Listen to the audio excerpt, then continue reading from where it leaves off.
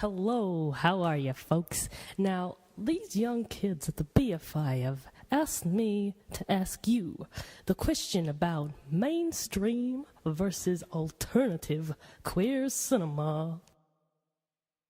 For it, and I think it's a complete sort of mistake to think that just because you get a sort of smattering of a few gay films in the mainstream, that you don't need Lesbian and Gay Film Festival. Yeah.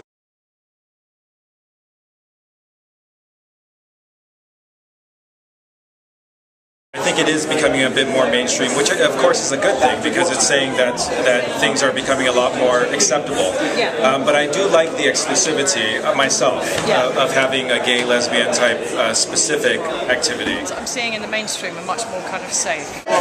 In many ways, the mainstream has taken from what has been trailblazed by new queer cinema and has sort of given it a sort of more straight twist, but putting it out to a wider audience.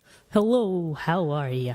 Now, we were also interested to know about the future of this fabulous festival.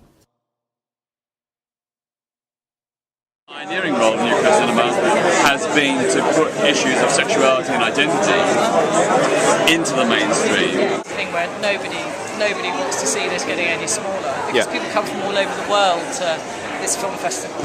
I don't know. There's nothing really pushing the boundaries at the moment. I think, and I think we need something.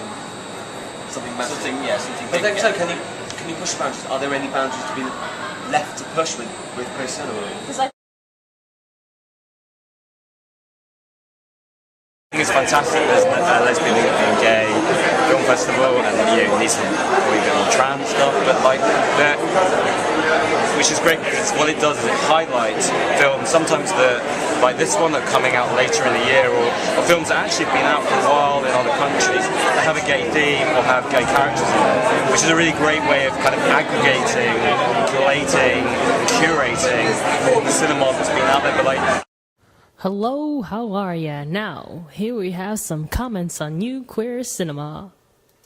I think new queer cinema itself is like a very eclectic mix. Okay. And I don't think there's anything absolutely definitive about it. It all depends on how good the film is. Is it a well-made film or is it a bit shoddy? I think the youth for today are quite privileged and blessed in what it provides. It's just such a rich variety of films that seems to be out today. I think the new queer cinema has given a voice, given a space for cinematic themes, ideas, which wouldn't have been given that space in the mainstream.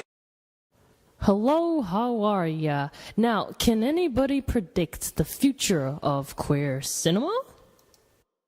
The more we see, a mixture of sexuality is portrayed in the mainstream, the better. Yeah, it's one of the best in the world, if not the. Yeah, so.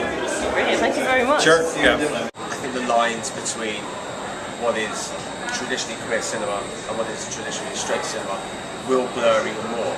Because it's not that unusual. I can turn on Coronation Street or Emmerdale or EastEnders and they've all got gay storylines and they've got couples having some partnerships and having adopted children and stuff. And so as becoming queer or whatever becomes much more normal, I think it's much less of an issue and therefore less of a genre. Hello, how are you, folks? I hope you all had a marvelous time. Now, before I go, I have one last question to ask you all, and it's a big one. Is queer cinema still relevant for the youth of today? That's right. I want you to all discuss it. So, without further ado, good night and God bless.